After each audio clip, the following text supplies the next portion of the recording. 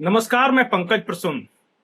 दोस्तों, महाराष्ट्र में बड़ी दिलचस्प राजनीति चल रही है और वो इतनी इंटरेस्टिंग है कि आप सुनेंगे तो हंसते हंसते पागल हो जाएंगे। आपने सुना होगा कि उद्धव ठाकरे ने अभिजीत दिपके, कॉकरोच जनता पार्टी के फाउंडर, वही अभिजीत दिपके, उनको प्रभु का अवतार बता दिया, भगवान विष्णु का अवतार। उद्धव ठाकरे ने यह कहा कि भगवान विष्णु ने स्वयं अवतार लिया है देश बचाने की खातिर। ये अभिजीत दिपके के बारे में बोल रहे हैं। इस बारे में वीडियो हम बना चुके हैं, पर अब आगे सुनिए। शिवसेना उद्धव ठाकरे गुट के एक नेता हैं, आप सब उन्हें जानते हैं उनके बड़बोले बयान के कारण। अब संजय का कहना है कि छत्रपति शिवाजी महाराज अपने जमाने के जेनजी थे, और फिर उन्होंने कहा कि छत्रपति शिवाजी महाराज जो कि जेनजी थे, उन्होंने औरंगजेब को हराया जो कि सत्ता में था। इसका मतलब यह है कि मौजूदा जो दल सत्ता में है यानी भारतीय जनता पार्टी, उसकी तुलना संजय राउत औरंगजेब से कर रहे हैं, और यह अभिजीत दिपके वाली पार्टी की तुलना शिवाजी महाराज से। अगर आपको मेरी बात का यकीन ना हो तो एक बार संजय राउत का बयान सुन ले। तो क्या होगा? छत्रपति शिवाजी महाराज भी किसी बच्चे के उम्र के थे तब उसने बहुत से किले जीत लिए थे औरंगजेब के खिलाफ। तो उस वक्त वो जैन जी ही थे ना, तो जैन जी में वो ताकत है, वो जज्बा है, वो ईर्ष्या है लड़ने की, वो हमने देखा है। इसलिए तो धर्मेंद्र प्रधान का इस्तीफा हो गया ना। पिछले हफ्ते एक सगाई हुई महाराष्ट्र में, और उस सगाई में देवेंद्र फडणवीस भी पहुंचे, शरद पवार पहुंचे, अजीत दादा पवार गुट का तो खैर था ही। चलिए नाम बताता हूं।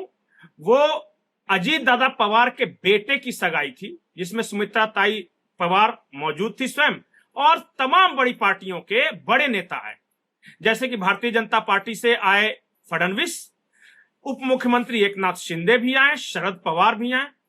लेकिन उसमें दो बातें मिसिंग मैंने देखी। कांग्रेस का कोई बड़ा नेता नहीं दिखा उसमें, और उद्धव ठाकरे आए या नहीं आए ये तस्वीर मैं ढूंढ रहा हूं, अगर मिल जाए तो, लेकिन मुझे नहीं पता। तो मेरा अंदाजा यह है कि महाराष्ट्र में एक नए सिरे से समीकरण बन रहा है।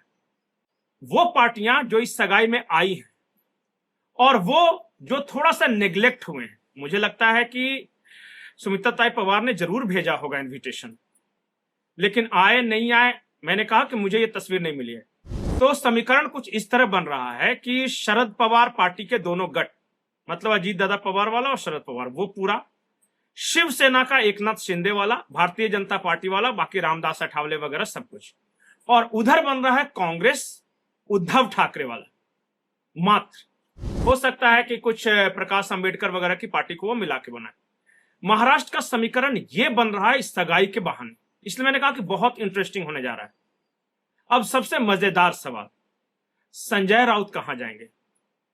दोस्तों, पहले ही मैंने आपको बताया था एक वीडियो में कि शरद पवार की पार्टी विलय प्रक्रिया पे बातचीत कर रही है। अब देखिए, बाद में सारे समाचार माध्यमों में वो खबरें चलने लगी।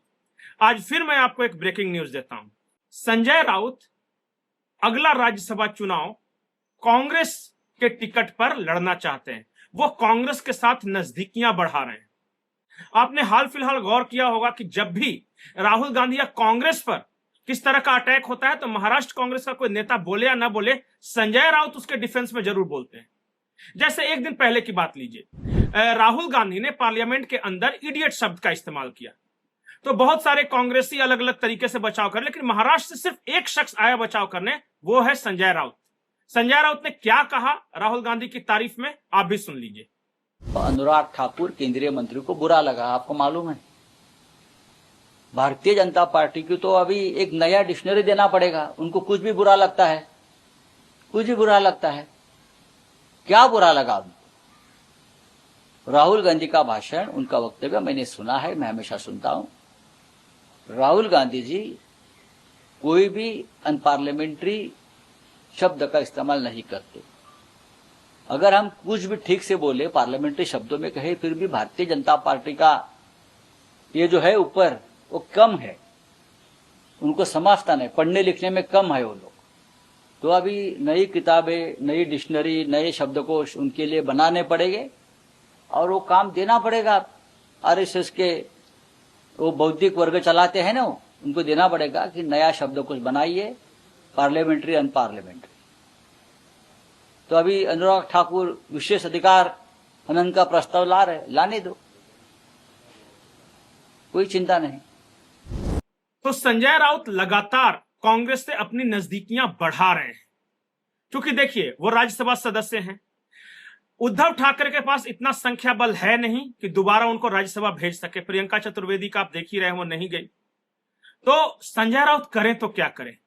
भारतीय जनता पार्टी में उनकी एंट्री बंद है, मतलब एनडीए से वो उम्मीदवार नहीं हो सकते। अब एकमात्र उपाय बचता है कि अपने ही गठबंधन के अंदर किसी ऐसी पार्टी को चुना जाए जिसके पास इतना संख्या बल कम से कम जरूर हो कि राज्यसभा पहुंचा दे। इसी जुगाड़ में लगे हुए हैं संजय राउत, और हाल के दिनों के उनके सारे बयान उसी तरफ इशारा कर रहे हैं। अभी भी संजय राउत ने उद्धव ठाकरे का साथ छोड़ा नहीं है, यह सच है। लेकिन यह भी सच है कि उद्धव ठाकरे से ज्यादा बड़ाई आजकल संजय राउत कांग्रेस की कर रहे हैं। चाहे वो राहुल गांधी की हो, प्रियंका गांधी की हो, पूरे गांधी परिवार के तारीफ में वो मतलब कि कविताएं लिख रहे हैं एक तरह से।